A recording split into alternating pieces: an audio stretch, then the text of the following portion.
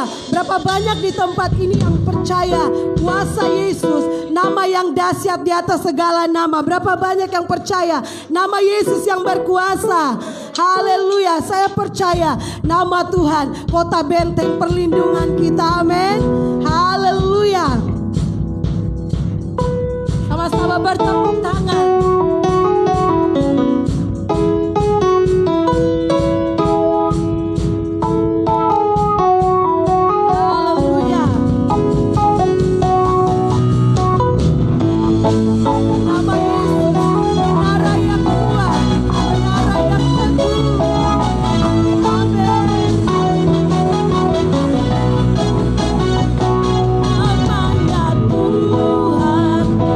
Benar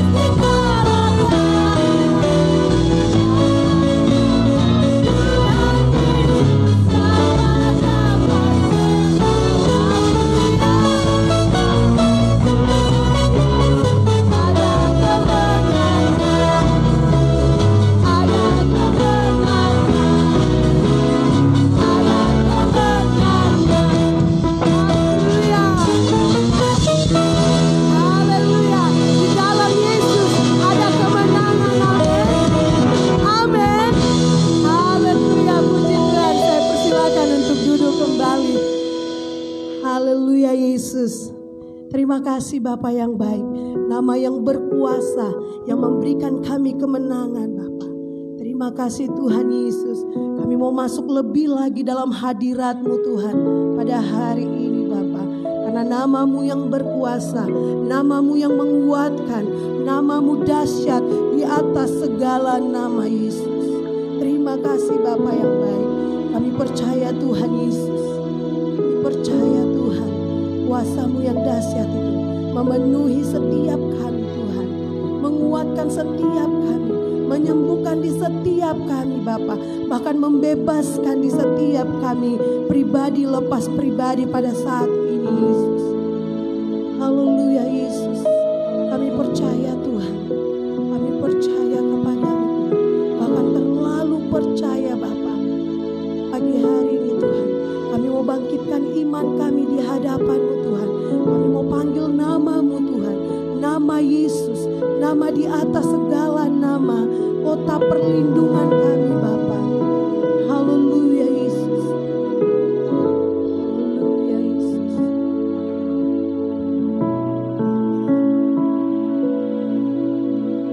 Dalam nama Yesus ada kesembuhan.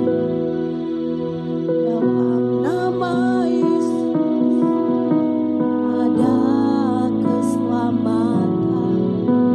Yang utama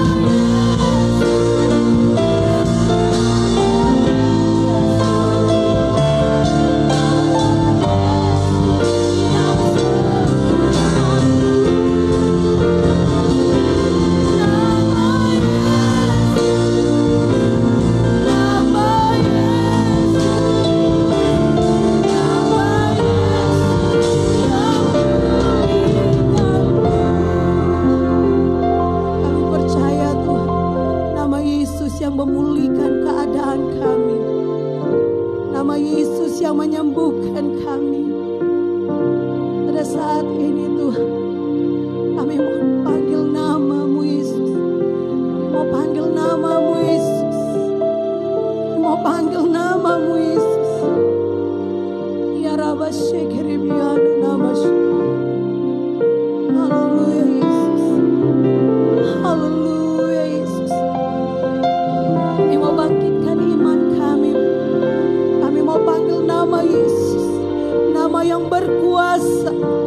Nama yang dahsyat. Nama di atas segala nama. Haleluya Yesus. Terima kasih Bapa. Terima kasih Yesus. Mari datang seperti wanita yang 12 tahun pendarahan. Dia bangkitkan imannya. Dia menjamah jubah. Dia percaya. Dia percaya Yesus. Ketika dia menjamah jubah Yesus, saat itu juga dia terima kesembuhan. Pada saat ini, Bapak Ibu Saudara, mungkin engkau merasa lemah, mungkin engkau merasa beban engkau berat. Pujian ini berkat hanya di dalam nama Yesus. Panggil nama Yesus. Engkau yang khawatir, engkau yang dalam ketakutan, panggil nama Yesus. Panggil nama Yesus. Nama di atas segala nama. Haleluya Yesus. Kami mau bangkitkan iman kami Tuhan. Kami mau datang kepada Engkau Yesus. Kami panggil nama-Mu Yesus. Nama yang berkuasa. Nama yang berikan kemenangan bagi kami. Terima kasih Tuhan. Terima kasih Tuhan. Mujizat-Mu masih ada bagi kami Bapa. Mujizat-Mu masih ada bagi kami Yesus.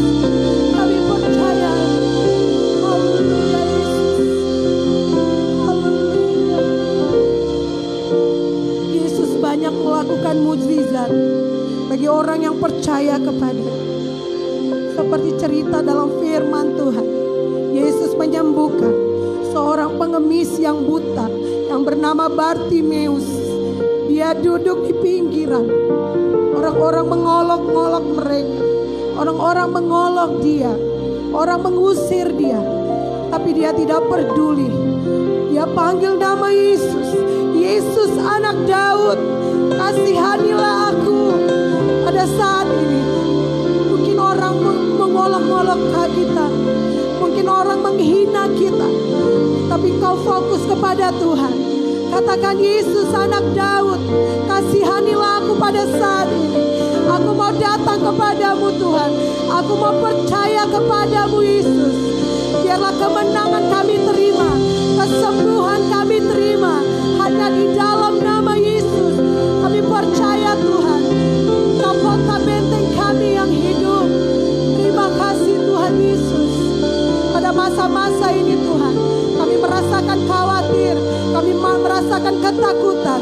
Tapi ketika kami memanggil nama-Mu Tuhan, Engkau yang menguatkan kami, Engkau yang membebaskan kami Tuhan. Haleluya. Nama Yesus, nama Yesus, nama Yesus yang sembuhkanku. Nama Yesus, yes Lord.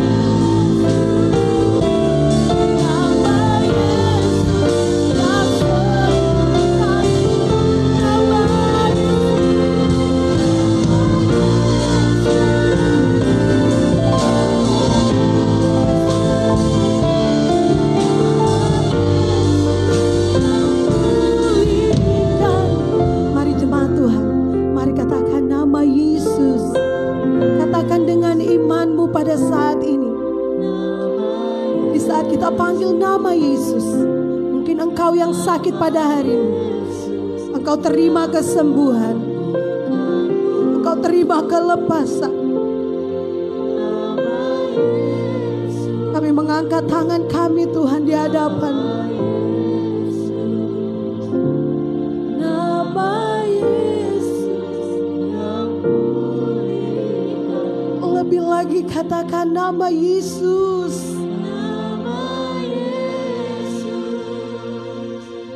Nama Yesus, nama Yesus yang sembuhkanku.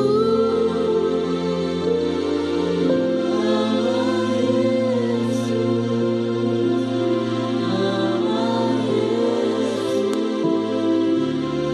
nama Yesus, nama Yesus yang pulihkanku.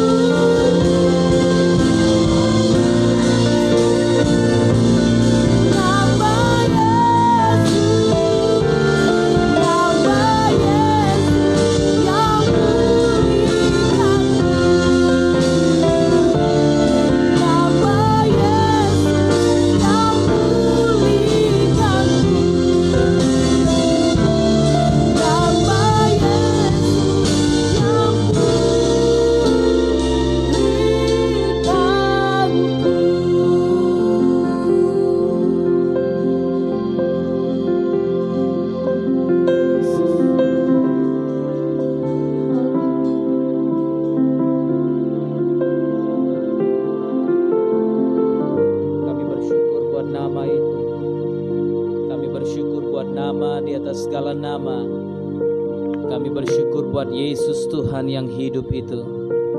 Kami bersyukur buat kemuliaan yang Dia berikan kepada kami, buat kekuatan yang Dia berikan kepada kami, buat kesehatan dan buat semua yang baik yang Kau berikan kepada kami.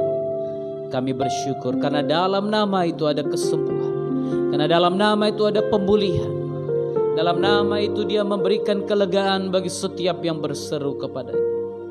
Dalam nama itu iblis lari tunggang langgang, karena dalam nama itu ada kepastian keselamatan kami. Kami bersyukur Tuhan, kami bersyukur. Urapi hamba-Mu yang tidak ada apa-apanya Tuhan, berbicaralah kepada kami pada pagi hari ini. Berikan kami telinga seorang murid dan hati seorang hamba, sehingga kami bukan saja menjadi pendengar-pendengar firman, tapi juga menjadi pelaku-pelaku firman bagi kemuliaan nama Tuhan Yesus Kristus. Berbicaralah kepada kami Tuhan, kami siap dengarkan firman-Mu. Dalam nama-Mu yang kudus kami berdoa dan bersyukur. Haleluya. Amin. Amin. Shalom saudara. Kita bersyukur buat hari yang Tuhan berikan kepada kita. Tuhan Yesus baik. Amin. Kita akan melanjutkan firman Tuhan dari Wahyu pasal 13 ayat yang ke-11 sampai ayat yang ke-18. Saya percaya banyak saudara yang sudah mendengar tentang Antikristus, tentang angka 666 dan tentang yang banyak hal lainnya. Saya mau saudara dengar baik-baik. Kalau saudara punya handphone, pakailah itu untuk membaca firman Tuhan, jangan membaca yang lain. Jangan nanti setelah saya sampaikan ini masih tanya-tanya lagi. Apa sih Antikristus? Apa sih chip-chip itu? Ya, apa sih yang dimaksud begini begitu? Jangan lagi, karena saya sudah mengajarkan saudara dari awal. Dan saya harap saudara mengikutinya dan tidak bertanya lagi di mana-mana. Karena kalau Anda bertanya kepada orang, banyak penyesatan akan terjadi. Banyak pengajaran-pengajaran yang lain yang akan saudara terima. Karena itu dengarkan dengan baik. Shema Israel. Dengar dan pahamilah Israel. Dengar dan lakukanlah firman Tuhan. Jangan cuma dengar tapi tidak menjadi pelaku firman. Kita akan baca Wahyu pasal yang ke-13 ayat 11 sampai ayat yang ke-18. Saya baca ayat 11, saudara baca ayat 12, demikian selanjutnya sampai ayat yang ke-18. Dan aku melihat seekor binatang lain keluar dari dalam bumi dan bertanduk dua, sama seperti anak domba, dan ia berbicara seperti seekor naga.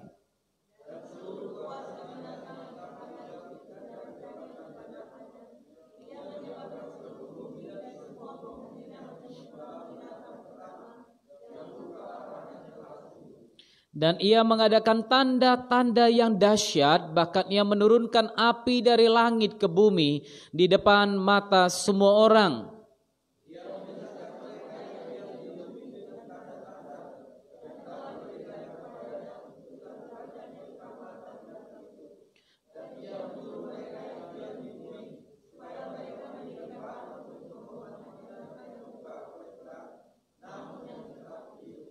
Dan kepadanya diberikan kuasa untuk memberikan nyawa kepada patung binatang itu, sehingga patung binatang itu berbicara juga dan bertindak begitu rupa, sehingga semua orang yang tidak menyembah patung binatang itu dibunuh.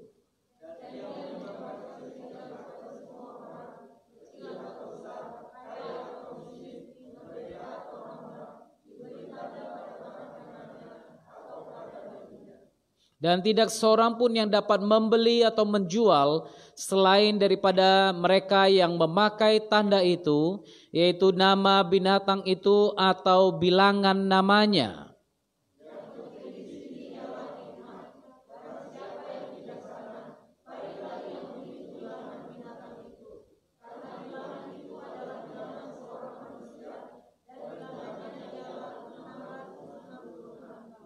Haleluya. Kita sudah baca dari ayat 1 sampai ayat 10 tentang yang namanya antikristus. Lalu kita akan masuk ke dalam bagian yang kedua.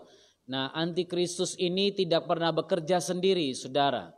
Kalau saudara baca dalam kitab Yohanes, 1 Yohanes, Anda menemukan banyak antikristus sudah muncul.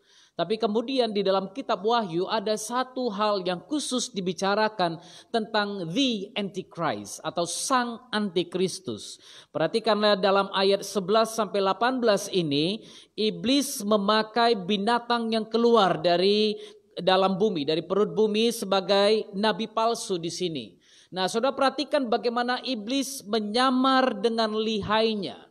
Iblis tidak pernah berbuat sesuatu dengan idenya sendiri. Dia selalu mengambil, mengkopi ide apa yang terjadi di surga, itu juga yang dia buat di sini. Dengan trik agama, di sini Anda akan melihat berbagai trik-trik yang dia pakai. Salah satunya trik agama yang dipakai oleh iblis, dan dia berhasil menipu banyak orang di sini. Perhatikan saudara, sekarang ini saja bagaimana iblis berhasil membujuk banyak orang dengan alasan agama untuk melakukan kekerasan, melakukan kekonyolan, sehingga banyak orang binasa karena agama. Sejak dulu kita pernah mendengar cerita-cerita tentang perang salib. Perang salib ini adalah perang memperebutkan Yerusalem pada waktu itu. Dan sejak itu saudara, banyak nyawa yang habis, banyak nyawa yang dibunuh hanya karena agama. Itu sebabnya saya selalu katakan, saya percaya Yesus datang bukan membawa agama. Sehingga Anda nggak perlu ikut-ikutan seperti orang lain yang katakan, oh ini agama dari surga. Anda nggak perlu katakan itu. Karena Yesus datang bukan untuk bawa agama, tapi Yesus datang untuk membawa dirinya mati bagimu dan bagiku, agar engkau dan aku diselamatkan. Haleluya. Saudara perhatikan dari ayat yang ke-1 sampai 10, yang satu itu mewakili kekuatan fisik dan kekerasan. Ada 3 wujud binatang yang keluar. Karena apa? Dia keluar dari dalam lautan manusia. Kemarin kita sudah belajar tentang itu.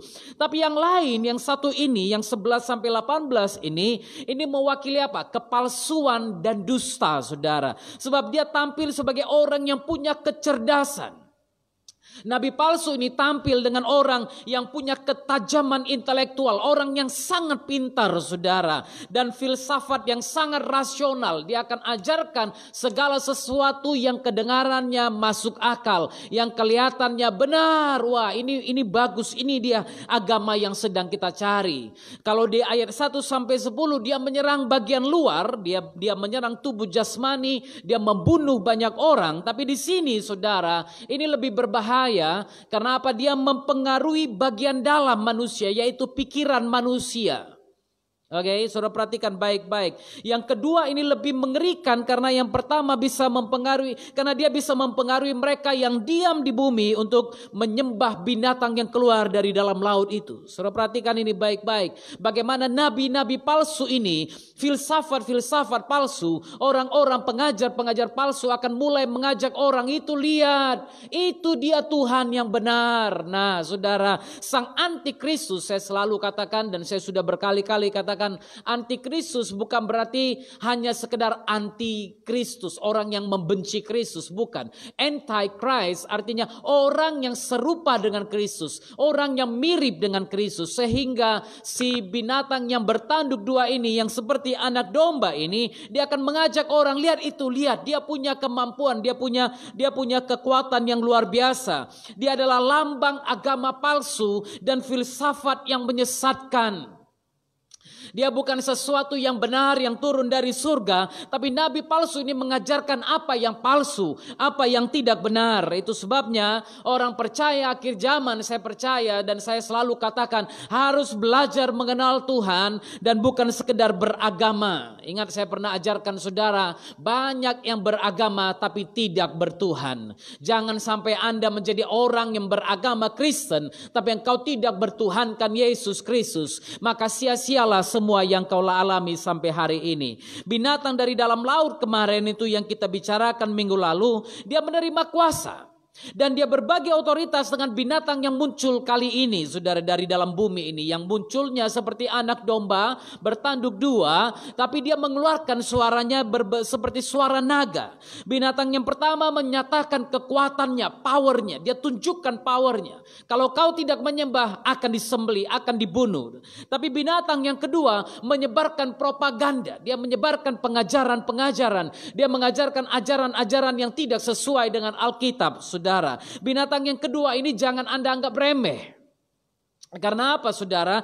Karena otoritasnya sama, diberikan sama dengan binatang pertama yang dia layani. Dia punya kemampuan, dia punya kehebatan. Jadi kedua kekuatan antikristus ini berjuang bersama-sama menggulingkan pemerintahan Kristus. Ini yang mereka lakukan. Dan saudara akan lihat pada akhir zaman nanti, apa yang tidak bisa mereka lakukan zaman-zaman dulu sampai hari ini, mereka akan lakukan dengan segenap kekuatan mereka. Ada gabungan ideologi dan otoritas, ada gabungan ideologi dan power, kekuasaan, dan kemudian kemampuan dia mengontrol. Semua ini dipakai untuk memerintah di bumi. Dia akan pakai yang lebih parah, dia mulai mengendalikan pikiran manusia. Dan ini mulai terjadi di mana-mana, saudara. Iblis berusaha dengan berbagai cara untuk mengendalikan pikiran manusia. Lihat saja, banyak sekarang pengajaran-pengajaran bahkan di dalam gereja yang mengajarkan kekuatan pikiran, kekuatan ideologi, kekuatan. Kalau kau berpikir begini maka itu akan terjadi. Memang ada ayat-ayat Alkitab yang mendukung. Tapi saudara, bagi kita orang Kristen, bahwa apa yang kita lakukan bersama Yesus lah. Kalau kau minta dari Yesus maka itu akan terjadi bagimu. Amin. Bukan hanya kekuatan pikiran Anda. Itu sebabnya berhati-hati. Banyak orang mengajarkan sukses dari dalam gereja dengan kekuatan pikiran, dengan kekuatan ideologi mereka. Ayat yang ke-12. Dan seluruh kuasa binatang yang pertama itu dijalankannya di depan matanya. Nabi palsu ini bukan nabi kaleng-kaleng, saudara. Ini nabi yang luar biasa, dia punya kekuatan. Saudara perhatikan ini, seluruh kuasa binatang yang pertama itu dijalankannya di depan matanya. Supaya apa? Ia menyebabkan seluruh bumi dan semua penghuninya menyembah binatang pertama yang luka parahnya telah sembuh. Ayat ini menunjukkan bagaimana iblis berusaha meniru Kristus. Haleluya. Firman Tuhan mencatat Yesus Kristus sebagai anak domba yang disembelih. untuk dosa manusia. Tapi saudara perhatikan, iblis memakai juga anak domba. Iblis pakai anak domba juga. Tapi anak domba yang satu ini, domba yang satu ini bukan anak. Perhatikan, dia punya tanduk. Dia punya tanduk. Anak domba pasti nggak bertanduk karena dia masih anak, masih kecil. Tapi saudara lihat bagaimana iblis meniru, tapi dia memakai sesuatu yang berbeda. Agar apa? Orang bisa diperdaya. Sehingga kalau Anda tidak mengenal Kristus, Anda akan pasti jatuh berlutut dan menyembah Dia. Haleluya. Perhatikan ini. Bagaimana dia tidak mencari kemuliaan untuk diri sendiri, nabi palsu ini. Tapi justru membuat seluruh bumi terpedaya untuk menyembah binatang yang pertama itu. Nabi palsu ini akan dipakai untuk mengagungkan si binatang ini. Semua kepalsuan ada pada dirinya. Semua ketidakbenaran ada pada dirinya. Namanya juga nabi palsu. Namanya juga pengajar palsu. Dia punya kepalsuan dalam dirinya. Tidak ada yang benar dalam dirinya. Dalam Alkitab ada gambaran Trinitas, Bapa, Anak, dan Roh Kudus. Saudara perhatikan di sini, iblis juga memakai ini. Yang pertama adalah naga, yang kedua binatang yang buas itu, yang ketiga adalah anak domba. Dia pakai gambaran yang sama juga. Apa yang terjadi di surga, apa yang dinyatakan, itu juga yang dia perbuat. Supaya apa? Supaya bisa menipu seluruh bumi ini. Sehingga orang semakin banyak datang kepadanya. Saudara perhatikan baik-baik, neraka bukan dibuat untuk manusia, tapi neraka dibuat untuk iblis dan semua pengikut-pengikutnya. Tapi kalau manusia mengikut iblis, maka dia juga bagian-baginya adalah neraka itu. Itu sebabnya berhati-hatilah. Binatang dan anak domba itu mengarahkan penyembahan segenap dunia kepada sang naga tersebut. Apa yang dia perbuat, mujizat yang dia perbuat, dilakukan di depan mata supaya apa? Orang-orang menyembah kepadanya. Wow. Lihat bagaimana dia membuat manusia terperdaya. Ayat 13. Dan ia mengadakan tanda-tanda yang dahsyat. Dia mengadakan tanda-tanda yang dahsyat. Bahkan apa? Ia menurunkan api dari langit ke bumi di depan mata semua orang. Pertama dia tampil sebagai anak domba. Lalu yang kedua, dia mengadakan tanda-tanda yang dahsyat. Kata tanda-tanda yang dipakai di sini sama dengan tanda-tanda yang Yesus lakukan, semeion. Sama dengan tanda-tanda yang Anda lakukan, semeion, saudara. Artinya apa? Tanda-tanda itu Yesus selalu katakan, firman Tuhan katakan, pada waktu engkau meletakkan tanganmu atas seorang sakit, dia akan sembuh. Tanda-tanda ini akan mengikuti orang percaya. Yesus katakan itu, saudara. Nah, iblis juga pakai tanda-tanda ini. Tanda-tanda yang dahsyat. Karena apa? Iblis tahu, saudara, manusia senang dengan tanda-tanda. Manusia senang dengan mujizat-mujizat. Manusia suka dengan hal-hal yang supernatural. Dan tanda-tanda ini dia pakai supaya apa? Orang terpesona. Orang terpesona. Dia turunkan api dari langit di hadapan semua orang. Dia meniru lagi. Elia beberapa kali menurunkan api dari langit. Karena dia nabi palsu, dia harus berbuat seolah-olah dia nabi yang asli. Ya kan? Kalau Elia bisa turunkan api dari langit, nah nih aku juga turunkan api dari langit. Itu sebabnya saya selalu katakan kepada saudara, kepada jemaat Tuhan yang mendengarkan khotbah ini, jangan hidup dengan tanda-tanda. Jangan hidup dengan hanya berharap kepada mujizat saja. Tapi hiduplah dengan takut akan Tuhan. Haleluya. Dia turunkan api dari langit di hadapan semua orang. Sama seperti yang pernah dilakukan Elia. Dan dia kerjaannya selalu seperti yang saya katakan. Dia hanya meniru saja. Dia meniru, dia nggak punya ide yang baru. Haleluya. Tadi 15 menit kita nggak bisa live. Tiba-tiba siarannya terputus, entah kenapa. Mereka bingung, Pak kok tiba-tiba nggak ada. Saya percaya iblis juga nggak tinggal diam. Dia nggak senang dia diekspos. Dia nggak senang kita membuka aib dirinya. Tapi saya mau katakan kepada saudara, Yesus yang kita sembah lebih besar dari kuasa iblis itu. Haleluya. Hal yang sama akan dilakukan oleh guru-guru palsu, nabi-nabi palsu pada akhir zaman. Ini terjadi pada akhir zaman nanti. Itu sebabnya saya katakan orang percaya harus sadar bahwa tidak semua mujizat berasal dari Tuhan. Karena iblis pun mampu melakukan mujizat. Itu sebabnya berhenti hidup hanya dengan mujizat. Berhenti hidup mengharapkan mujizat. Engkau hidup aja itu sudah mujizat Tuhan. Engkau bernafas hari ini, itu adalah mujizat dari Tuhan. Itu karunia dari Tuhan. Berhenti berharap Tuhan, oh Tuhan jatuhkanlah uang dari langit. Tuhan turunkanlah api, baru aku percaya padamu. Tuhan, apalagi banyak orang selalu bilang, Tuhan kalau hari Minggu pagi-pagi pertama kali yang telepon si dia, aku ke gereja. Ya kan? Kalau pagi-pagi pertama hari Minggu yang bilang, selamat pagi sayang, itu dia, aku ke gereja. Kalau enggak, aku enggak ke gereja. Oh, iblis akan bekerja. Dia akan buat yang pertama telepon bukan si dia, tapi musuhmu yang paling kau benci. Lalu kau akan bilang, lah kok dia yang telepon? Berarti Tuhan enggak mau aku ke gereja. Oh, bukan Tuhan enggak mau kau ke gereja. Iblis yang menghalang-halangi kau datang mencari dia. Iblis akan berbuat berbagai cara, mujizat-mujizat palsu akan ditampilkan di hadapanmu. Sehingga kau berpikir, wah ini dari Tuhan. Iblis akan buat seolah-olah kau dapat pekerjaan yang luar biasa. Iblis akan buat seolah-olah kau dapat berkat yang luar biasa. Supaya apa? Engkau jauh dari Tuhan. Engkau jauh dari persekutuan. Engkau jauh dari firman Tuhan. Sehingga apa? Engkau dapat ditariknya perlahan-lahan. Dia akan muncul dengan yang seperti ini. Dia akan muncul dengan tanda-tanda ajaib itu. Kenapa? Dia tahu manusia senang dengan hal-hal yang berbau mistis. Lihat aja di Indonesia. Program-program TV kita, bahkan anak-anak, saya kadang-kadang lihat Justin aja nonton Facebook, nonton YouTube saudara. Anak-anak udah ada hantunya. Udah ada kartun hantu. Kenapa? Mereka buat iblis itu seperti tidak menakutkan lagi. Mereka buat iblis itu familiar. Itu sebabnya udah ada gereja iblis, gereja setan. Mereka udah menyembah Lucifer. Mereka mengorbankan dengan pengorbanan darah dan sebagainya. Itu sebabnya saya katakan orang percaya akhir zaman harus mulai sadar tidak semua mujizat berasal dari Tuhan. Ibrani 10 ayat 38. Tetapi orangku yang benar akan hidup oleh iman. Haleluya. Orang yang benar akan hidup oleh iman. Bukan lagi dengan mujizat. Bukan lagi dengan mujizat. Tapi dengan iman.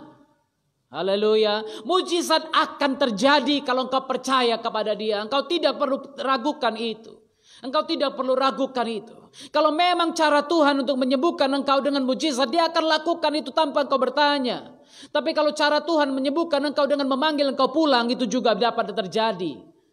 Karena rumah ini di dunia hanyalah sementara bagi kita. Karena itu jangan coba berusaha bertahan dengan segenap apa yang kau punya untuk hidup dalam dunia ini. Engkau akan kecewa. Orangku yang benar akan hidup oleh iman. Artinya apa? Aku enggak lagi hidup dengan tanda-tanda. Aku enggak lagi hidup dengan mujizat-mujizat. Aku enggak lagi berkata, Tuhan kalau besok pagi di rekeningku masuk uang, maka aku percaya engkau akan melakukan ini. Tidak lagi, tapi aku bergerak bersama Yesus. Aku berjalan bersama Yesus. Karena aku tahu kalau aku melakukan kebenaran, maka aku adalah anaknya dan dia bersama denganku. Haleluya. Bagaimana orang benar? Kakinya tidak melangkah ke tempat yang salah. Tangannya tidak menumpahkan darah. Mulutnya tidak memfitnah orang. Tidak menyampaikan perkataan yang tidak benar. Itu anak Tuhan. Kau sudah tahu. Kau nggak perlu ragukan lagi. Kalau kakimu berjalan di jalan yang benar. Tanganmu melakukan yang benar. Mulutmu tidak gosip, tidak fitnah. Engkau anak Tuhan. Jangan takut. Percayalah. Pada waktu engkau berjalan. Engkau akan berjalan serta Yesus. Haleluya. Lakukan saja apa yang kau bisa lakukan. Jangan sibuk cari tanda-tanda. Tapi berjalan dengan iman. Hidup dengan iman. Dan engkau akan lihat bagaimana Tuhan mengangkat hidupmu hari demi hari. Bulan demi bulan. Tahun demi tahun. Masalahnya seringkali kita sambil jalan. Sambil khawatir. Sambil jalan sambil khawatir. Baru jalan satu langkah khawatirnya dua langkah. Kapan mau maju? Kapan mau maju? Kalau engkau melakukan sesuatu dan kemudian kau rasa tidak cocok, mundur. Tapi kalau hatimu damai, lanjutkan itu. Gak perlu cari tanda-tanda. Ayat 14. Dia menyesatkan mereka yang diam di bumi dengan tanda-tanda. Signs. Ayat yang ke-14. Tanda-tanda tersebut dilakukannya untuk apa? Untuk membuat si antikristus itu semakin dipuja. Karena dia tahu semua orang tergila-gila dengan tanda-tanda ajaib. Wah, kalau di langit ada sesuatu, manusia tergila-gila. Kalau di bumi ada kelihatan seorang yang hebat, manusia tergila-gila. Berita langsung tersebar. Saudara, Anda harus ingat ini zaman yang sangat canggih. Berita apa yang kau dengar di sini dalam 1 menit dapat didengar orang di Amerika. Dalam 1 menit dapat didengar orang di Eskimo sana. Dan Anda harus tahu ini yang dipakai oleh antikristus di akhir zaman ini. Bagaimana percepatan berita-berita itu akan didengar oleh banyak orang. Sehingga apa yang dia lakukan di sini akan kedengaran di mana-mana. Tanda-tanda ini dilakukan sengaja. Supaya apa? Orang melihatnya. Orang melihatnya. Tanda tersebut dilakukan untuk membuat antikristus semakin dipuja. Karena ternyata nabi-nabinya pun diberi kekuatan sedemikian rupa. Sementara pada akhir zaman nanti Anda akan melihat orang-orang yang percaya kepada Yesus diizinkan menderita. Nabi-nabi Kristus tidak diizinkan untuk meminta apapun dari Tuhan. Diizinkan semuanya mengalami penderitaan. Orang-orang yang percaya kepada Yesus tidak terselamatkan dari apa yang akan dilakukan oleh binatang itu. Saudara perhatikan ini. Sehingga pada waktu nanti antikristus mulai memerintah, Anda berdoa kepada Tuhan, Tuhan selamatkan kami dari masalah ini. Dan itu tidak terjadi. Tapi si nabi palsu katakan, ayo ikut aku bawa engkau, aku tolong engkau. Dan engkau terpesona dengan mujizat dan tanda-tanda yang dia tawarkan. Engkau lari dari kebenaran firman Tuhan. Banyak orang akan mengikuti dia. Kenapa? Dia bisa lakukan tanda-tanda. Anda yang biasa dengan tanda, Anda akan bilang, wow, ini dia ke Elia, ini ke Elisa, ini seperti nabi-nabi yang lain, aku akan ikut dia. Makanya nyanyinya, I will follow thee. Ya kan? Aku akan ikut kau kemanapun kau pergi, aku akan ikut bagaikan kerbau yang hidungnya diikat dan ditarik kemana-mana. Haleluya. Kenapa orang yang ikut binatang itu, antikristus itu pada akhir zaman, mereka akan lihat hal-hal yang luar biasa. Dia akan mempesona orang-orang yang mengikuti dia. Ayat 14b. Dan ia menyuruh mereka yang diam di bumi. Siapa yang suruh ini? Perhatikan. Nabi palsu itu menyuruh mereka yang diam di bumi supaya mendirikan patung untuk menghormati binatang yang luka oleh pedang namun yang tetap hidup itu. Ya kan? Dia yang berusaha mengajak orang untuk mendirikan patung. Ayolah kita sembah dia. Ayolah, kan kalian lihat tanda-tanda ajaibnya. Kan kalian sudah lihat ternyata dia hebat. Memang dialah Tuhan. Ayolah kita dirikan patungnya. Supaya kita bisa memuja dia. Ada orang yang katakan ini bukan bicara tentang patung tapi ikon, saudara. Ikon. Nanti saya akan jelaskan ini kepada saudara. Yang menyuruh mereka yang diam di bumi untuk pertama mendirikan patung itu. Lalu yang kedua, menghormati binatang yang tetap hidup itu. Kata menghormati di sini bisa berbicara tentang meyakinkan manusia bahwa antikristus itu hebat, berkuasa dan mampu menolong manusia di bumi. Dia akan meyakinkan orang. Dia akan buat Anda percaya. Kenapa Anda lihat di depan mata Anda? Makanya Yesus katakan kepada Thomas, berbahagialah orang yang tidak melihat tapi percaya. Haleluya. Berbahagialah engkau yang tidak melihat dia tapi percaya dalam hatimu bahwa dia adalah Tuhan. Banyak orang yang tidak bisa menerima itu. Ayat yang ke-15. Dan kepada si antikristus, kepada binatang ini, kepada domba yang bertanduk dua ini, diberikan kuasa untuk memberikan nyawa kepada patung binatang itu. Sehingga patung binatang itu berbicara juga. Patung loh sekarang. Ikonnya, dia berikan patungnya. Lalu kepada patung itu, anak domba ini, yang bukan anak domba, domba yang bertanduk dua ini, memberikan kemampuan, memberikan mujizat, sehingga dia berbicara. Patung ini bisa orang datang kepadanya. Saya nggak tahu apakah ini memang benar-benar patung, tapi bahasa aslinya disebut ikon, saudara. Ikon bisa berupa gambar. Saya nggak tahu apakah ini bisa dikaitkan dengan teknologi 5G yang akan datang, di mana Anda melihat orang berdiri tanpa harus ada orangnya, sehingga dia bisa berbicara. Ya kan? Satu hari nanti sebentar lagi Anda akan lihat saya berkhotbah di sini berdiri, tapi sayanya tidak ada. Hanya 5G-nya saja. Dan itu bisa terjadi di berbagai tempat. Gereja-gereja yang punya 100 cabang, dia bisa buat seperti itu, saudara. Tapi ini juga akan dipakai oleh antikristus. Itu sebab saya nggak berani berspekulasi.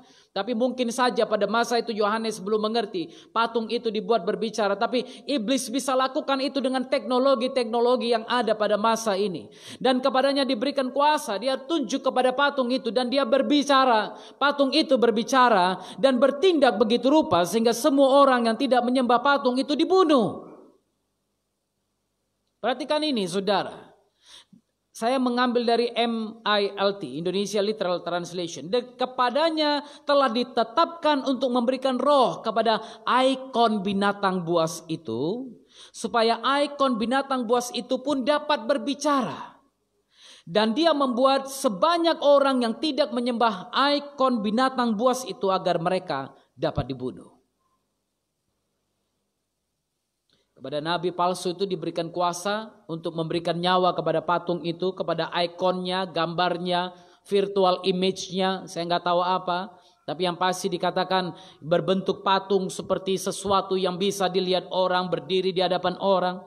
Yeskel pernah diperintahkan untuk apa? Memberikan nyawa, memberikan roh kepada tulang belulang. Saudara lihat ini, nabi palsu. Kerjanya apa? Meniru. Ya kan? Dulu Yehezkiel pernah berbicara kepada tulang belulang yang kering. Bergeraklah, bangkitlah, hiduplah. Lalu tulang belulang itu pun berderak-derik. Dan kemudian mereka menyatu menjadi satu kumpulan manusia dan dia bernyawa. Dan di sini juga iblis mengingatkan kepada manusia. Lihat ini, dulu Yehezkiel buat begini. Sekarang lihat ini, nabiku juga akan melakukan ini. Dia mampu memberikan nyawa. Dia mampu memberikan kehidupan. Lihat bagaimana iblis meniru. Dan Anda yang tidak belajar firman Tuhan, Anda pasti terkecoh. Kenapa? Kalau Anda hanya senang lihat mujizat, maka Anda pasti gampang untuk terkecoh. Kita cuma lihat apa yang di depan mata kan? Kita cuma dengar dan kita tidak pelajari. Kenapa? Waktu dengar khotbah sambil main handphone, sambil jawab WhatsApp, sambil Facebookan. Akhirnya ya dia dengar tentang tulang belulang yang kering itu. Tapi nggak jelas mengerti maksudnya apa. Dia dengar tentang antikristus itu. Kenapa Pak Oktav khotbah udah 13 minggu lebih. Ini berapa minggu saya nggak tahu. Saya rasa dari tahun lalu saya udah mulai khotbah ini. Kemarin saya kumpulin khotbah saya karena saya mau buat buku. Nah saudara udah 1 tahun ini saya khotbahkan dari Wahyu pasal 1. Seharusnya jemaat Tuhan di sini sudah dewasa. Anda nggak perlu tanya lagi tentang ini, tentang itu kepada orang lain. Justru Anda bisa mengajarkan wahyu kepada orang lain. Dan ini ada di YouTube saya, Anda bisa lihat di YouTube saya. Ayat yang ke-16. Ia menyebabkan sehingga kepada semua orang, kecil atau besar, kaya atau miskin, merdeka atau hamba, diberi tanda pada tangan kanannya atau pada dahinya. Saudara lihat di atas tadi. Orang yang tidak mau menyembah dia akan dibunuhnya. Lalu kemudian apa yang terjadi? Bagaimana dia bisa mengenali orang-orang ini? Bagaimana dia bisa mengenali pengikut-pengikutnya? Dia berikan tanda kepada mereka. Tanda di tangan kanannya atau pada dahinya. Saudara perhatikan ini. Dia berikan tanda pada tangan kanan dan dahi berupa nama atau bilangan nama binatang itu. Kembali dia meniru lagi. Dia meniru apa yang firman Tuhan ajarkan, dia meniru apa yang Tuhan lakukan. Dalam Ulangan pasal 6 ayat 8 mencatat bagaimana Tuhan memerintahkan Musa untuk mengajarkan kepada anak-anak Israel. Lalu Tuhan bilang, haruslah juga engkau mengikatkannya sebagai tanda pada tanganmu. Saudara perhatikan gambar ini. Ini anak-anak Yahudi, gak usah dulu gambar yang satu. Anak-anak Yahudi yang diberikan tanda itu. Tanda itu. Nah saudara, dan haruslah itu menjadi lambang di dahimu, filakteris. Yang ada di atas yang saya lingkari merah dan yang saya lingkari kuning. Mungkin gambarnya kurang jelas di sini. Tapi itu adalah gulungan di dalam kotak tersebut terbuat dari kulit. Mereka akan simpan gulungan kitab di dalamnya. Taurat. Demikian juga di tangan ini, saudara, ada satu lagi di situ, ya. Orang ini, kita di kiri, saudara. Iblis di kanan, ya. Kita di kiri. Firman Tuhan katakan, orang Israel lakukan, letakkan itu di kiri. Diikat, kemudian mereka akan baca itu. Mereka baca gulungan kitab itu. Saudara perhatikan bagaimana orang-orang kudus yang dimeteraikan Tuhan di dahi mereka. Wahyu 7 ayat 3 bicara tentang itu, kita udah pelajari itu. Setiap orang-orang, ingat Tuhan pernah bilang, jangan jamah orang-orangku sampai aku meletakkan tandaku di dahi mereka. Jadi bagi orang-orang percaya, engkau punya tanda di dahimu. Engkau punya tanda kepemilikan Kristus di sini. Gak perlu kelihatan memang. Yesus enggak mencap Anda seperti engkau dicap, seperti lembu yang dicap. Tapi iblis lakukan itu. Saudara, iblis membuat tiruan yang berbeda. Perhatikan ini. Si jahat meniru tindakan Tuhan dengan membuat tandanya sendiri. Dia enggak mau kalah, saudara. Dia mau kalah. Kata Yunani tanda berarti merek atau capnya hewan. Atau cap pada dokumen pemerintah. Jadi manusia akan dicap. Ya, yang lalu karena posisi atau tempat dari tanda tersebut, beberapa teolog katakan mungkin ini caranya dibuat sebagai penyimpangan, hal berbeda dari apa yang dilakukan oleh orang Yahudi. Ya, orang Yahudi tadi di sebelah kiri tangannya dan di dahinya. Iblis ada di dahinya dan di sini. Tapi yang dilakukan apa? Mereka buat seperti tato. Kata yang dipakai di sini sama seperti tato, saudara. Ya. Dulu pada masa Romawi, budak-budak itu dicap. Budak itu dicap. Ya. Nama pemiliknya atau tentara-tentara juga ditato. Tentara ada ditato. Untuk menghormati mereka, menghormati kesatuannya dan sebagainya. Mereka biasa ditato. Dari semua bentuk peniruan ini bertujuan untuk apa? Untuk memperdaya manusia agar meninggalkan iman kepada Kristus dan mengikuti iblis. Dia buat ini, saudara. Manusia nggak sadar bagaimana iblis mengontrol dan tidak membiarkan dia bebas lagi. Kenapa? Ayat yang berikutnya. Tidak seorang pun yang dapat membeli atau menjual selain daripada mereka yang memakai tanda itu, yaitu nama binatang itu atau bilangan namanya. Nanti kalau Anda mau jualan, Anda mau membeli susu di supermarket, kalau Anda tidak punya ini, Anda tidak punya tanda ini, atau tanda yang di sini, Anda tidak bisa masuk. Anda tidak bisa berjualan. Oh, sekarang pun udah ada, Pak. Iya, sekarang masih oke lah. Chipnya nggak di situ kok. Chipnya masih di sini saya. Iya kan? Masih di dompet saya maksudnya. Iya, ini kan chip semua, saudara. Perhatikanlah. Ini saya bilangin yang lain, pikirnya yang lain, saudara. Ini chip ini, saudara. Ini. Ya. Ya, saudara lihat kartu ATM, kartu kredit Anda semua sudah berchip. Kalau dulu belum. Tapi sekarang sudah berchip. Tapi ini bicara soal 50 tahun yang lalu orang udah bicara tentang ini. Banyak pendeta udah bicara tentang ini. Banyak yang bilang, oh jangan pakai itu. Nanti kalian jadi antikristus. Dulu saya ingat komputer pun dihitung-hitung jadi 666. Angka C 3. O berapa? Dihitung 111 kali 6 katanya. Jadi dapatlah 666. Tapi saudara sebenarnya saya percaya bukan hanya sekedar angka itu, bukan dasar hanya sekedar ini. Tapi saudara apa yang akan terjadi dengan Anda yang tidak mengikuti dia? Itu dia. Apa yang akan terjadi? Siapa yang menolak diberikan tanda itu tidak dapat membeli atau menjual apapun lagi. Dia kontrol perekonomian. Antikristus akan mengontrol perekonomian. Ini yang dikatakan di kitab Daniel juga. Dia akan mengubah keuangan, dia akan mengubah ekonomi, dia akan mengubah politik, dia akan mengubah agama. 3 hal ini akan dilakukannya pada akhir zaman. Sehingga orang yang tadinya perang karena agama Kristen, agama ini, agama itu, tidak lagi berperang karena agama itu. Tapi semua berperang karena apa? Siapa yang tidak menyembah dia akan disembelih. Hanya satu yang boleh disembah nanti. Dan saudara percaya dalam Islam ada pengajaran tentang ini. Islam mengaku dia akan datang, namanya Dajjal. Dia akan datang. Dia punya kepala, mata satu di sini tengah-tengah. Matanya enggak di pinggir, sudah di tengah menurut Islam. Ya. Demikian juga dengan yang lain-lain. Ada pengajaran-pengajaran seperti itu. Tapi saudara, firman Tuhan mencatat, saya percaya antikristus ini adalah orang yang keren. Keren, ganteng, lebih tinggi dari Pak Murti sikit. Iya kan? Lebih tinggi dikit. Karena apa? Orang kan suka yang gitu, apalagi cewek-cewek zaman sekarang. Wih, keren kali Pak Pendeta itu Kenapa? Udah putih, tinggi, sedap kali lihat badannya six pack. Ya kan, makanya banyak laki-laki sekarang suka six pack. Tapi percayalah, perempuan lebih suka six cars daripada six pack.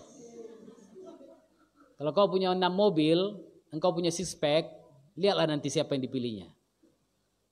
Tapi antikristus muncul dengan cara-cara seperti itu. Dia mempesona manusia sedemikian rupa, sehingga orang yang melihat dia gak sangka masa iblis kayak gini.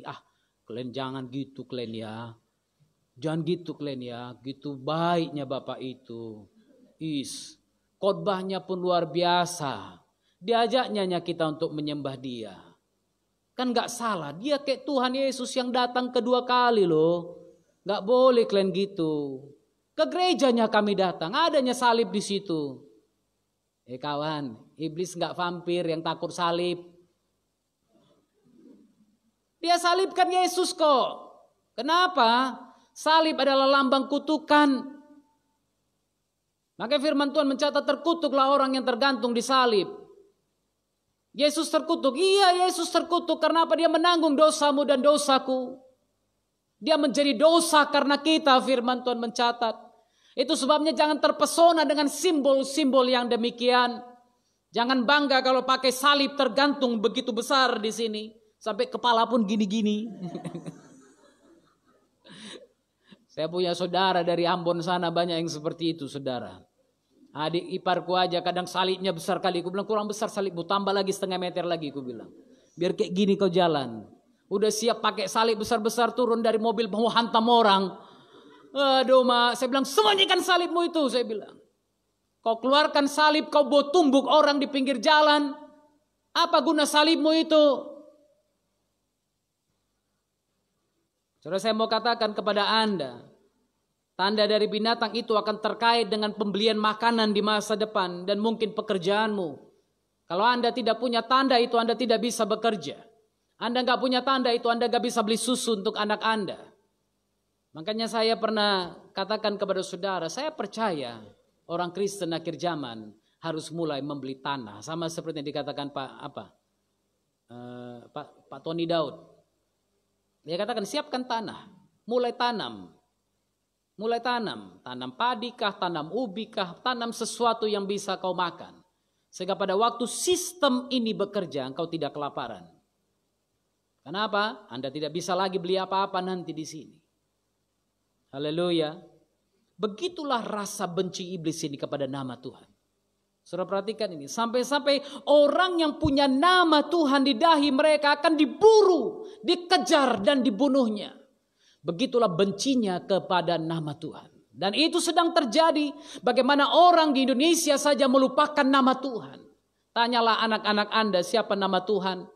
Banyak yang akan menjawab Allah. Tanpa mengetahui nama Tuhan itu adalah Yahweh. Oh, nggak boleh menyebut nama Yahweh. Iya, tapi anakmu harus tahu siapa nama Tuhan itu.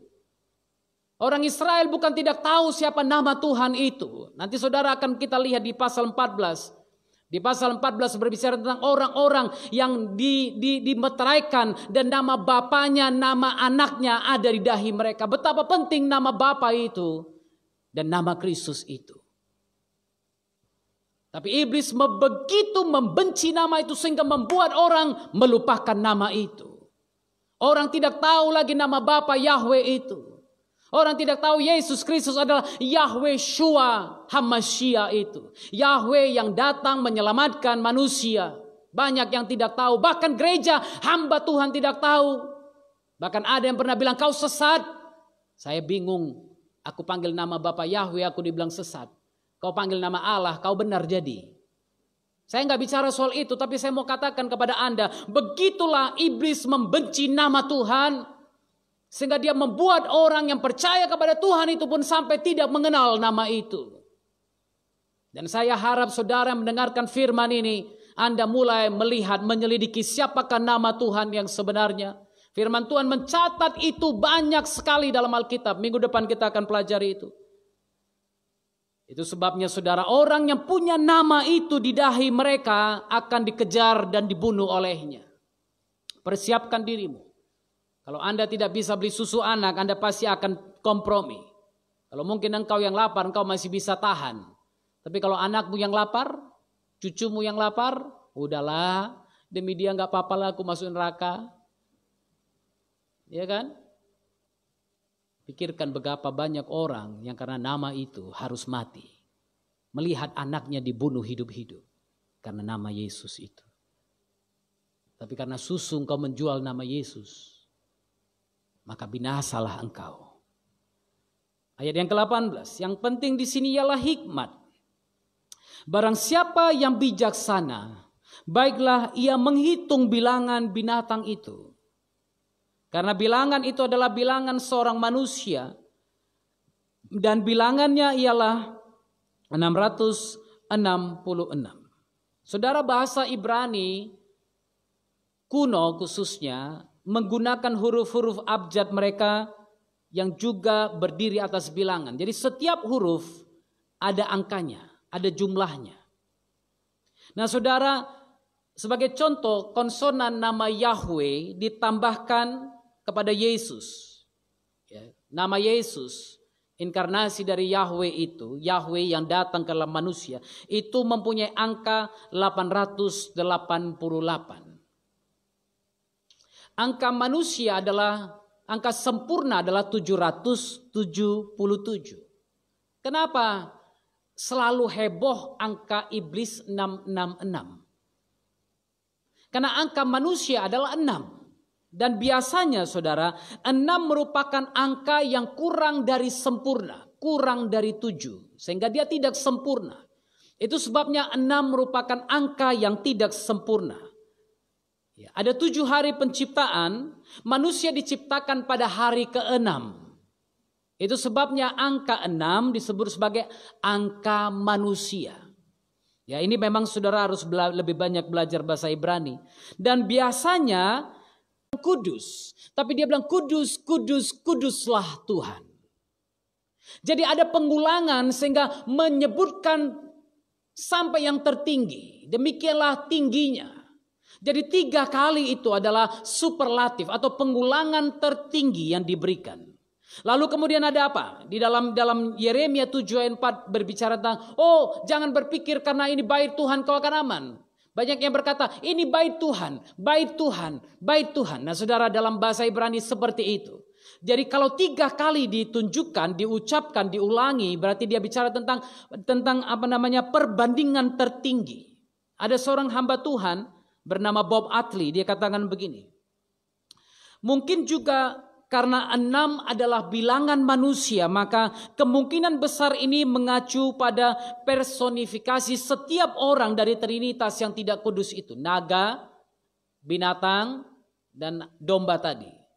Jadi pengulangan dari 3 unsur ini, 3 makhluk ini, saudara. Sepertinya binatang yang pertama adalah personifikasi dari sistem politik anti Tuhan. Yang pertama, naga adalah anti Tuhan. Ya kan, iblis kan, Lucifer itu dia anti Tuhan. Dia menentang Tuhan. Dia membuat dirinya menjadi Tuhan yang palsu. Lalu kemudian makhluk yang kedua, personifikasi dari sistem agama anti Tuhan juga. Jadi yang satu dari politik, satu dari agama, ya saudara. Jadi nampak klopnya di situ. Bagaimana 3 hal ini terjadi. Pengulangan dari 6 ini terjadi. Kita sedang bergerak saudara, nanti sampai ke Wahyu 17 nanti adalah pelacur besar disebut di dalam Alkitab. Tapi itu bicara tentang lambang sistem dunia dari anti Tuhan. Bagaimana ini semuanya bicara tentang sistem-sistem yang akan terjadi. Dan ini mulai terjadi. Chip ini sudah dipakai di banyak tempat. Diterapkan untuk orang-orang kaya. Chip ini menjadi salah satu alat yang dipakai untuk apa, saudara? Untuk memonitor. Kalau orang kaya diculik, dia langsung terdeteksi dimanapun dia berada. Sehingga Anda yang memakai chip itu tidak bisa bersembunyi. 2 hari yang lalu kalau saya nggak salah, saya nonton satu film tentang yang namanya The Circle. The Circle ini membuat kamera di mana-mana. Dan ada seorang dari pegawainya yang mengizinkan dirinya dipantau, saudara. Dimanapun dia pergi dipantau karena ada satelit di atas yang melihat. Ini belum bicara tentang chip, tapi dia baru pakai kamera di mana-mana. Di rumahnya ada kamera, di sini ada kamera, di kamar tidurnya ada kamera, cuma di kamar mandi nggak ada kamera. Itu pun selama 3 menit. Lewat 3 menit begitu keluar dari kloset dia akan kelihatan juga. Dan bagaimana semua ini terpantau. Kemarin kita sudah mendengar bagaimana orang yang sedang heboh, apa yang sedang terjadi dengan sistem baru dari WhatsApp dan Facebook. Kalau Anda menerima accept dari perjanjian yang baru, maka mereka bisa mengakses Anda dimanapun Anda berada. Nah, ini sedang terjadi, sistem-sistem seperti ini sedang terjadi. Dan satu hari nanti Anda akan bingung, ternyata Anda tidak bisa luput dari mereka. Dimanapun engkau berada, mereka tahu. Sehingga orang yang tidak pakai chip itu mereka tahu di mana berada. Mereka akan dikejar-kejar, saudara. Apakah itu Babel kuno? Daniel bicara tentang binatang yang pertama. Ada Roma di abad pertama atau kerajaan dunia pada akhir zaman. Semua ini menunjuk pada sejarah manusia bergerak menuju konflik utama dari apa? Penguasa dunia ini dengan kaki tangannya melawan penciptaan Tuhan. Melawan Mesiasnya. Saudara lihat, semua ini mengarah kepada apa yang sedang terjadi dan tertulis dari firman Tuhan. Iblis sedang berusaha untuk melawan apa yang ditetapkan oleh surga. Dalam Alkitab ada satu kaisar yang pernah disebut namanya Kaisar Nero. Angka namanya kalau dihitung adalah 666. Jadi memang tadi dikatakan di sini dibilang barang siapa yang bijaksana, baiklah ia menghitung bilangan binatang itu, karena bilangan itu adalah bilangan manusia dan bilangannya ialah 666. Kita nggak tahu metode apa yang akan dipakai oleh antikristus nanti untuk memberikan tandanya. Apakah dengan cara penyuntikan? Apakah dengan cara hanya stempel seperti yang tadi, kita nggak tahu. Tapi yang jelas tanda itu akan diberikan pada atau di atas tangan atau dahi. Bukan di dalam, jadi Anda bisa dilihat. Orang yang pakai tanda itu akan terlihat. Sehingga engkau yang tidak pakai akan kelihatan juga. Akan kelihatan. Sehingga orang, makanya firman Tuhan Yesus mencatat, anak akan menyerahkan bapaknya, bapak akan menyerahkan anak. Kenapa? Mungkin saja kalau dalam satu rumah ada satu yang tidak mau, maka seluruh rumah itu akan ditindas. Bisa saja itu terjadi. Sehingga apa? Orang tua yang gak sanggup, anak yang gak sanggup mengalami tindasan itu, mereka akan menyerahkan anggota keluarganya yang lain. Supaya mereka juga memakai tanda itu. Yang penting di sini ialah hikmat. Barang siapa yang bijaksana, baiklah yang menghitung bilangan binatang itu. Ada terjemahan lain yang berkatakan, baiklah ia mengambil keputusan atau memberi suara atau persetujuan. Artinya apa? Anda sudah dengar semua ini dan semua ini kembali kepada saudara. Andalah yang harus ambil keputusan untuk mengikut dia, menerima tanda yang diberikan dia atau menolak itu. Maka Yesus katakan pada akhir zaman itu, pada hari terakhir itu orang akan lari ke gunung-gunung, ke hutan-hutan supaya apa? Tidak bisa dijumpai oleh ini, si penindas ini. Mereka akan menyembunyikan diri mereka. Karena apa? Tindakan yang dilakukan antikristus itu akan begitu kejamnya sehingga orang tidak lagi sanggup hidup. Khususnya orang yang tidak mau memakai tanda itu. Nah, pertanyaan penting. Apakah kita sudah memasuki masa di mana tanda itu diletakkan pada dahi atau tangan kita sekarang ini? Gimana? Kan banyak yang ribut kan? Jangan vaksin. Tidak ada chip di situ. Apakah itu yang dimaksud? Saya percaya bukan. Saya percaya Anda, kita belum memasuki masa itu. Kenapa? Karena semua ini, khususnya tanda ini, hanya akan terjadi setelah kita lihat proses yang dikatakan firman Tuhan terjadi terlebih dulu. Kan saya udah khotbah dari Wahyu 1 kepada Anda. Masih nanya lagi soal ini. Berarti memang keras kepala kadang-kadang. Gak mau belajar, gak mau dengar. Saudara perhatikan ini. Semua ini akan terjadi pada masa di mana setan tidak tahu lagi cara apa yang akan dia pakai untuk membuat manusia menyembah dia. Habis akal, gak tahu lagi, dan masanya sudah sangat singkat, maka dia akan berbuat cara terakhir ini. Kita bahkan belum lihat kesusahan itu terjadi. Firman Tuhan mencatat 7 meterai belum dibukakan. Apakah Anda sudah lihat 7 meterai dibuka? Belum. Sangkakala belum terdengar. Apakah Anda sudah dengar? Oh, ada Pak di Jepang, ada Pak di Rusia, ada di Afrika Selatan, ada di sini. Itu bukan sangkakala. Karena kalau sangkakala itu terdengar, seluruh dunia akan mendengarnya. Dan setelah sangkakala didengar, maka murka Tuhan dan semua bencana demi bencana akan muncul dulu. Oh, sekarang kan Pak di sana longsor, di sini gempa. Itu baru tanda-tanda yang kau dengar.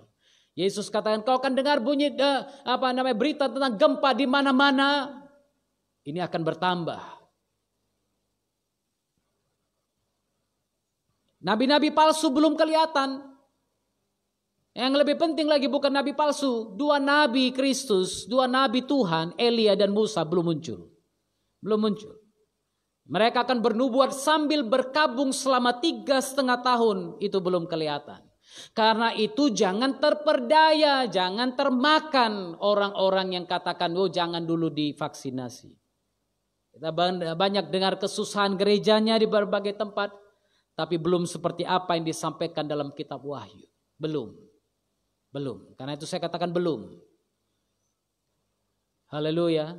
Kemarin kita lihat kan presiden divaksin bukan di sini kan? Bukan di sini kan? Sini. Betul kan? Kita lihat banyak orang yang divaksin, nggak ada yang di sini kan? Adakah orang divaksin di sini? Di sini. Ya kan? Vaksin ini kan sama, Anda vaksin polio anak Anda, vaksin campak. Waktu vaksin campak kau tanya, chipnya mana? Nggak tanya. Iya kan? Banyak orang yang aneh-aneh sudah. Dia lihat jelas vaksinnya cuma cairan yang disuntikan. Memang ada yang bilang, oh Pak cairan itu nanti akan jadi cairan yang membantu chipnya untuk bisa terdeteksi. Itu urusan nantilah. Ya kan? Tergantung Anda kan, pilihan Anda yang buat. Apakah Anda mau terima chip itu atau tidak? Haleluya. Tapi kalau memang gak mau divaksin, jaga dirimu. Kemarin kan saya sudah sampaikan. Kalau gak mau vaksin, pakai masker Bu. Ya kan? Gak apa-apa gak mau divaksin, tapi pakai masker. Supaya Anda gak mengganggu orang lain, Anda gak terganggu.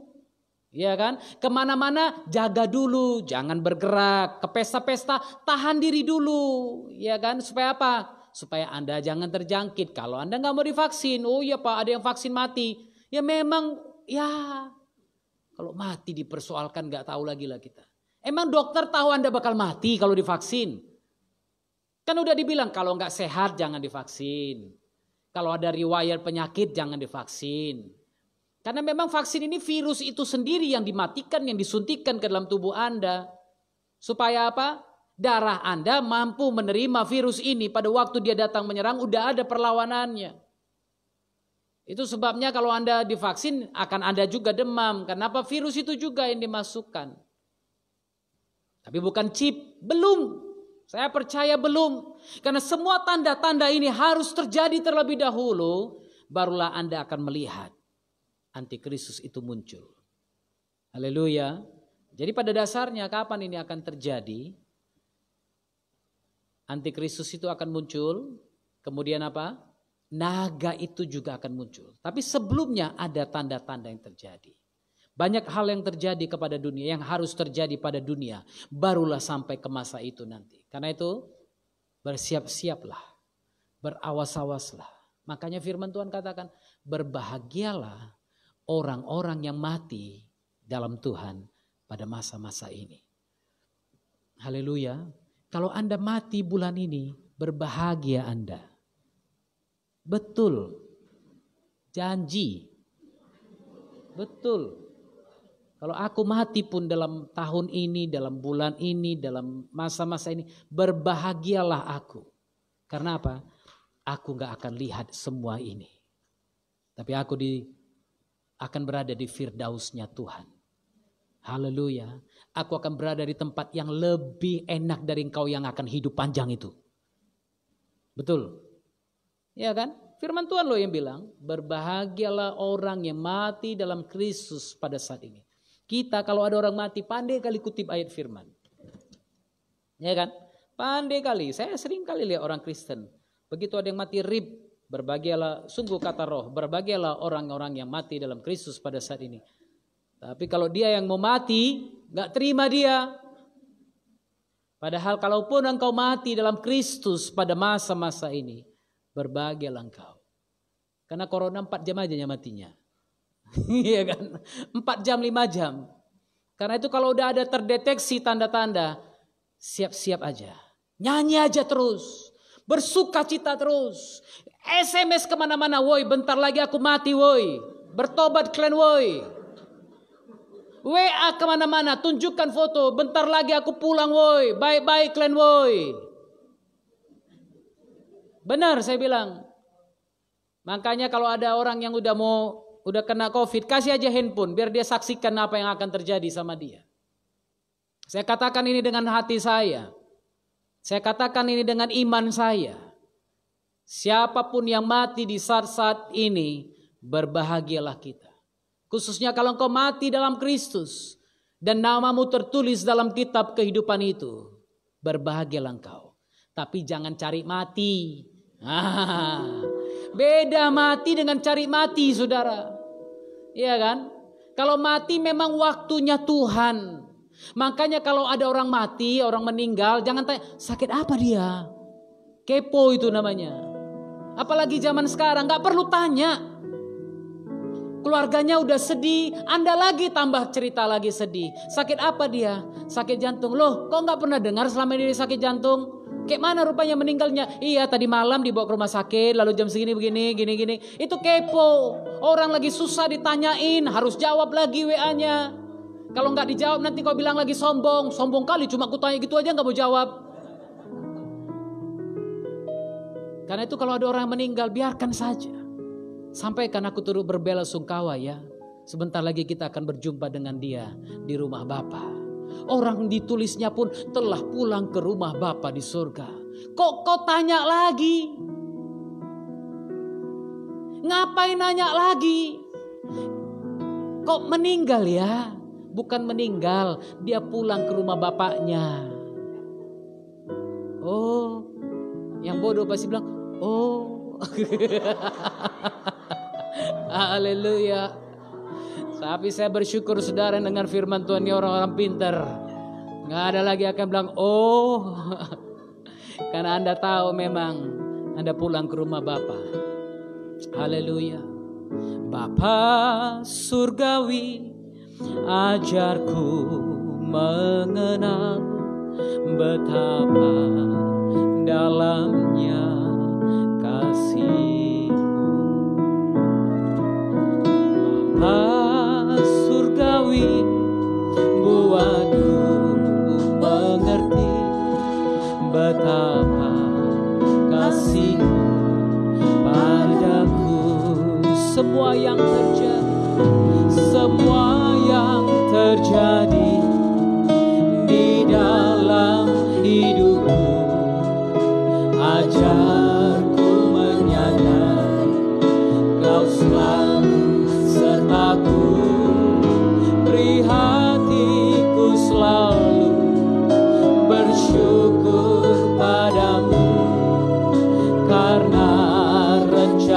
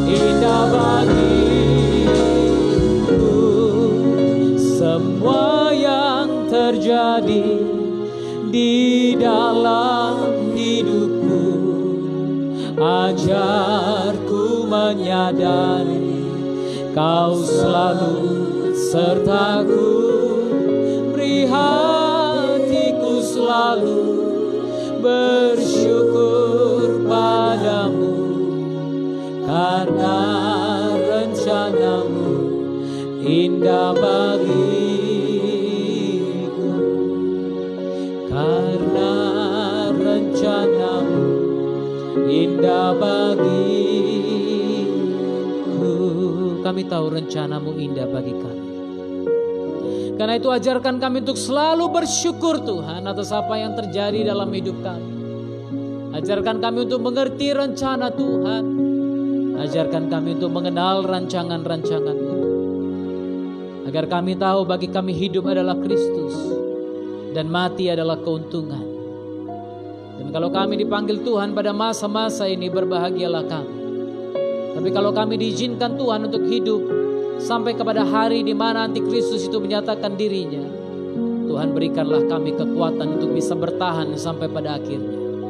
Berikan kami hikmat seperti yang Kau katakan dalam firman-Mu, sehingga kami bisa mengenal siapa Antikristus itu, siapa nabi-nabi palsu itu, siapa guru-guru palsu, siapa hamba-hamba Tuhan yang palsu, siapa filsuf-filsuf palsu yang mengajarkan hanya kehebatan manusia. Tolong kami Tuhan, agar kami bertindak bijaksana menjelang akhir zaman ini. Tolong kami Tuhan, agar kami tahu hidup kami ada dalam tangan Tuhan. Haleluya. Ajar ku mengerti, minta dari Tuhan, segala rencana-Mu. Ajar ku berharap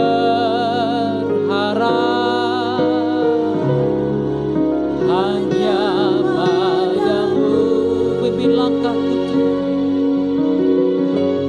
pimpinlah jalanku dalam terang firman-Mu. Ajarku berserah hanya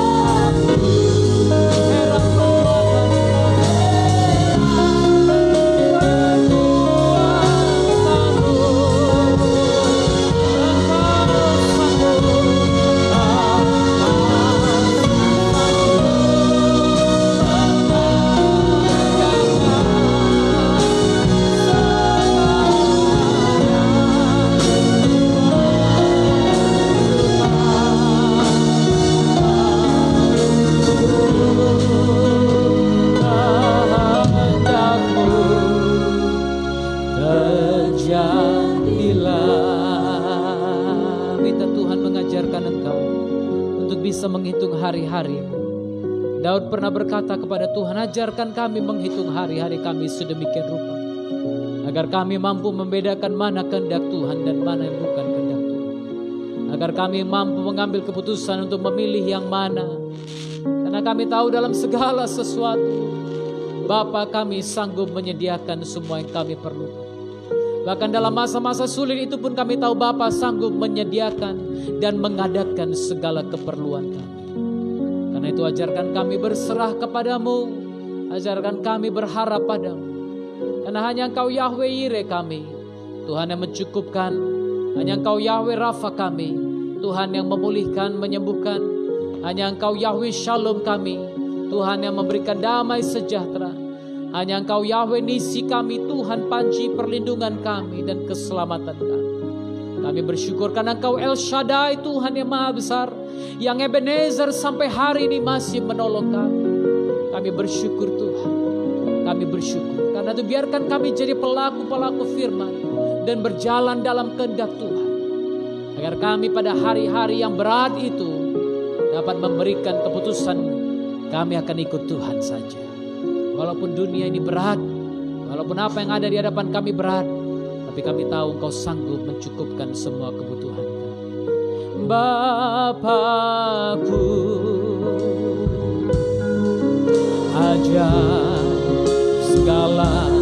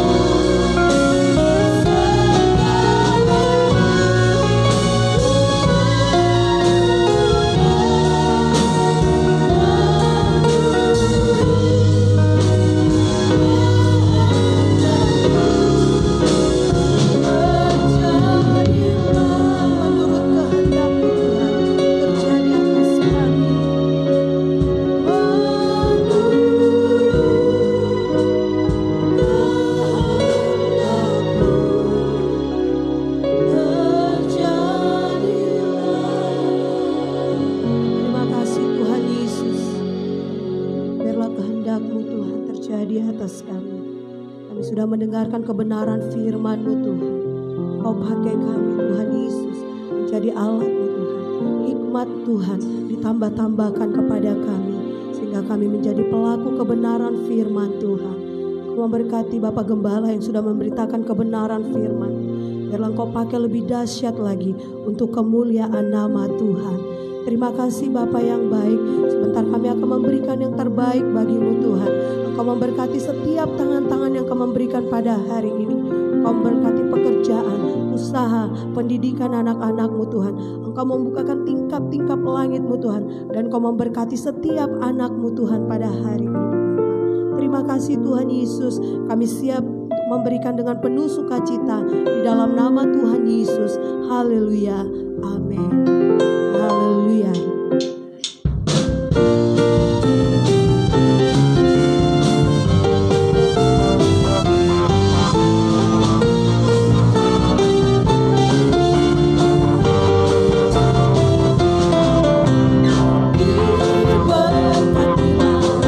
Orang yang mengandalkan Tuhan.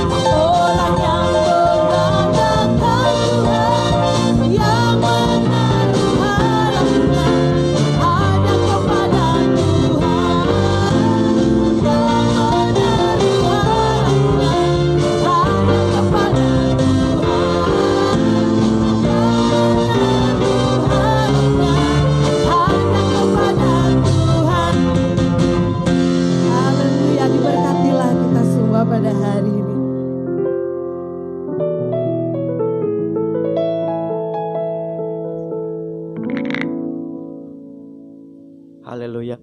Tuhan, apakah Bapak dan Ibu diberkati hari ini? Puji nama Tuhan. Terima kasih kepada Bapak Gembala yang telah melayani dan menyampaikan firman Tuhan kepada kita hari ini.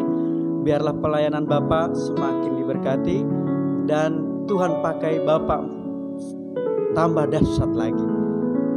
Terima kasih, dan terima kasih juga bagi seluruh jemaat Tuhan yang hadir pada hari ini, yang telah mengikuti ibadah kita pada hari ini. Diberkatilah Bapak dan Ibu senantiasa, baik di dalam kehidupan kita hari-hari, dalam pelayanan kita, dalam setiap pekerjaan kita. Tuhan Yesus memberkati. Pengumuman bagi kita pada hari ini, kita berdoa bagi program-program gereja yang akan kita laksanakan di minggu-minggu yang akan datang. Pertama-tama pertemuan ibu-ibu gereja kita, gereja GK di tempat ini yang dilaksanakan pada hari Rabu jam 19 WIB. Jam 18 WIB, dan itu dikoordinir oleh Ibu Gembala langsung.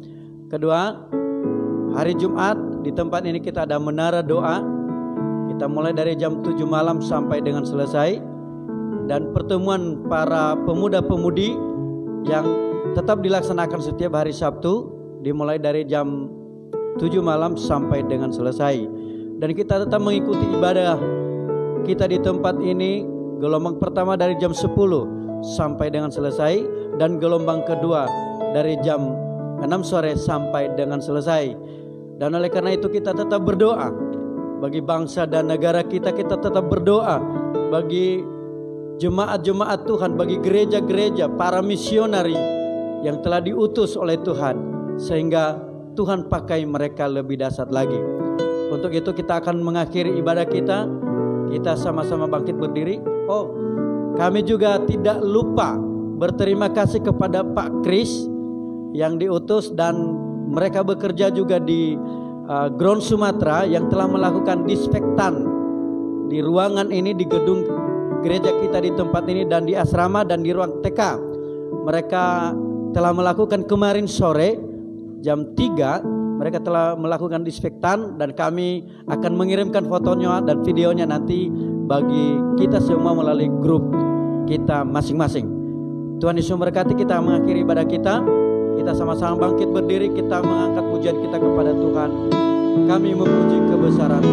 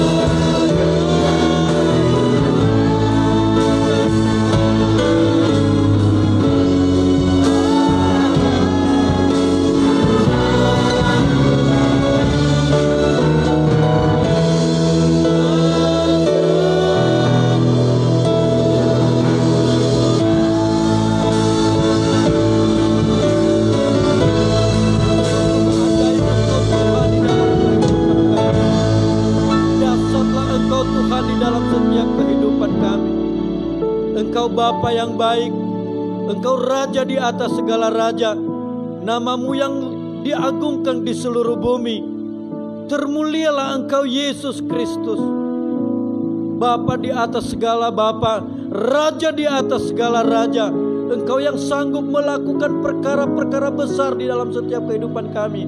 Di atas bumi ini, biarlah segala lidah mengaku bahwa Engkaulah Tuhan, lutut berteluh menyembah akan Engkau. Karena Engkaulah Bapa yang baik, Engkau Tuhan dan Raja yang teramat baik bagi kehidupan kami. Pada hari ini Tuhan, kami berdoa, kami memohon kepadamu Tuhan, bagi setiap kami yang hadir pada saat ini, di dalam firman yang telah disampaikan kepada kami, Biarlah firman-Mu itu Tuhan hidup dalam kehidupan kami pribadi lepas pribadi. Dan hamba-Mu yang telah menyampaikan kebenaran firman-Mu bagi kami, pakai lebih dasar lagi. Urapi hamba-Mu dengan urapan yang daripada Engkau, sehingga di mana hamba-Mu melayani, kemuliaan Tuhan itu dinyatakan. Terima kasih atas hadir-Mu Engkau di tengah-tengah kami pada saat ini. Engkau telah mengutus Roh Kudus-Mu untuk menyertai kami pada saat ini, mengurapi kami, memberkati kami, menguatkan kami, dan bahkan Engkau menyembuhkan kami dari segala sakit penyakit kami. Terima kasih Tuhan. Terima kasih firman-Mu yang telah menguatkan kami. Juga bagi hamba-hamba-Mu, bagi anak-anak-Mu, bagi jemaat-Mu dimanapun mereka berada pada saat ini. Baik jemaat Tuhan yang mengikuti secara live streaming Tuhan. Berkati mereka seperti Engkau memberkati kami di tempat ini. Urapi mereka seperti Engkau mengurapi kami pada saat ini. Mungkin mereka mengalami kelemahan tubuh, mengalami gangguan dalam kehidupan mereka, gangguan ekonomi mereka, gangguan tubuh mereka, gangguan apapun di dalam kehidupan mereka. Engkau angkat beban itu dalam kehidupan mereka. Engkau angkat semuanya itu Tuhan. Karena kami percaya Tuhanlah kekuatan bagi kami, Tuhanlah perlindungan bagi kami, Tuhanlah kesembuhan bagi kami. Terima kasih Tuhan. Kami berdoa bagi bangsa dan negara kami. Kami menyerahkan di dalam tangan Tuhan bangsa dan negara kami. Dari Sabang sampai Merauke, dari Miangas sampai ke Pulau Rote. Tuhan, Engkau telah memulai bangsa ini. Tuhan, Engkau telah memberkati bangsa ini. Engkau telah memulai bangsa ini. Di dalam nama Yesus Kristus Tuhan, ubahkan bangsa kami, berkati bangsa kami, pulihkan bangsa kami. Apapun yang dihadapi oleh bangsa kami pada saat ini, di dalam wabah pandemik Tuhan pada saat ini, Engkau Tuhan yang mengangkat semuanya ini. Engkau Tuhan yang menanggungkan semuanya ini dalam kehidupan kami.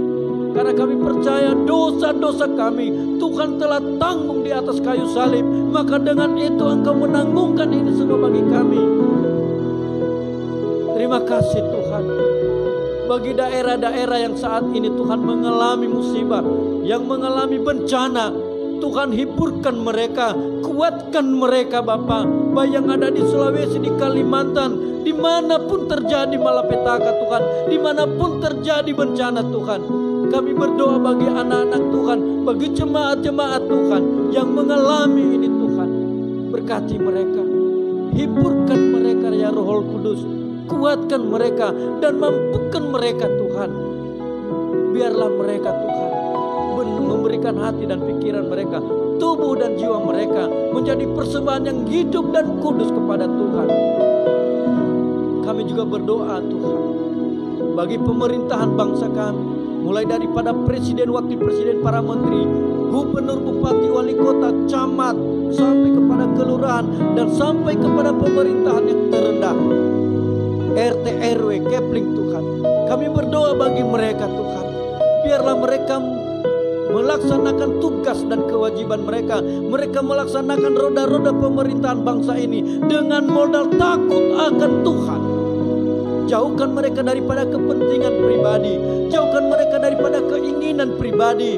Biarlah mereka melaksanakan tugas mereka dengan takut akan Tuhan. Diberkatilah mereka, diberkatilah anak-anak Tuhan yang mengambil bagian dalam melaksanakan roda-roda pemerintahan bangsa kami. Karena mereka diutus oleh Tuhan, maka pakailah mereka lebih luar biasa Tuhan. Terima kasih Bapa. Terima kasih Bapa. Kami berdoa bagi gereja-gereja, kami berdoa bagi hamba-hamba Tuhan yang melayani, kami berdoa bagi setiap anak-anak Tuhan. Hari ini kami mempertaruhkan hidup kami dalam tangan Tuhan. Pakai kami Tuhan, pakai kami Bapa. Karena hanya dengan Engkau kami bisa mendapatkan keselamatan. Terima kasih Bapa. Ibadah kami pada hari ini, kami mengakhirinya saat ini. Dan jangan tinggalkan kami. Kami percaya bahwa senantiasa di setiap langkah kami ada Tuhan menyertai kami, membimbing kami, menuntun kami, sehingga jalan kami lurus bersama dengan Tuhan Yesus Kristus. Berkati para hamba-hambamu yang telah mengambil bagian dalam pelayanan sebagai WL singer, pemain musik, lebih-lebih hambamu yang menyampaikan kebenaran firman-Mu. Berkati dan urapilah mereka, pakai mereka lagi Tuhan, lebih dahsyat dan luar biasa lagi. Terima kasih Bapa. Dan seperti Engkau Tuhan mengajarkan kami berdoa, dan mari kita bersama-sama menaikkan doa kita kepada Tuhan dan berkata, Bapa kami yang di surga, dikuduskanlah nama-Mu, datanglah kerajaan-Mu, jadilah kehendak-Mu di bumi seperti di surga. Berilah kami pada hari ini makanan kami yang secukupnya, dan ampunilah kami akan kesalahan kami, seperti kami mengampuni orang yang bersalah kepada kami. Dan janganlah membawa kami ke dalam pencobaan, tetapi lepaskan kami daripada yang jahat. Karena Engkaulah yang mempunyai kerajaan dan kuasa dan kemuliaan sampai selama-lamanya. Amin. Jemaat dikasih Tuhan, mari tengadahkan tangan saudara dan terimalah berkat Tuhan. Tuhan memberkati engkau dan melindungi engkau. Tuhan menyinari engkau dengan wajah-Nya dan memberikan kasih karunia-Nya kepadamu. Tuhan menghadapkan wajah-Nya kepadamu dan memberikan engkau damai sejahtera. Turunlah kiranya berkat besar dari Bapa di sorga, kasih sayang dari Tuhan Yesus Kristus, penyertaan dan penghiburan dari Roh Kudus turun ke atas saudara sekalian, mulai dari saat ini sampai Maranatha, sampai Tuhan Yesus datang kali yang kedua menjemput kita di awan-awan. Diberkatilah engkau dalam pekerjaanmu, diberkatilah engkau dalam usahamu. Segala sesuatu yang diperbuat tanganmu dibuat Tuhan menjadi berhasil. Oleh karena engkau suamimu diberkati Tuhan, istrimu diberkati Tuhan, anak-anakmu diberkati Tuhan, orang tuamu diberkati Tuhan. Sawah, ladang, kebun, ternak, apapun yang kau miliki diberkati dan dilipat gandakan Tuhan. Bersatu jalan orang menyerang engkau, tapi bertujuh jalan mereka akan lari daripadamu. Karena malaikatnya diperintahkan menjaga keluar masuk rumahmu dan kemanapun engkau pergi. Bahkan belalang pelahap, belalang pengerik, penyakit sampar, penyakit menular tidak akan mendekat kepada kediamanmu. Karena hatimu yang mendekat kepadanya, dan karena engkau mengembalikan miliknya dalam bentuk persepuluhan ucapan syukur dan semua persembahan khusus yang kau berikan kepada. Terimalah semua berkat ini dalam nama Bapa, Putra,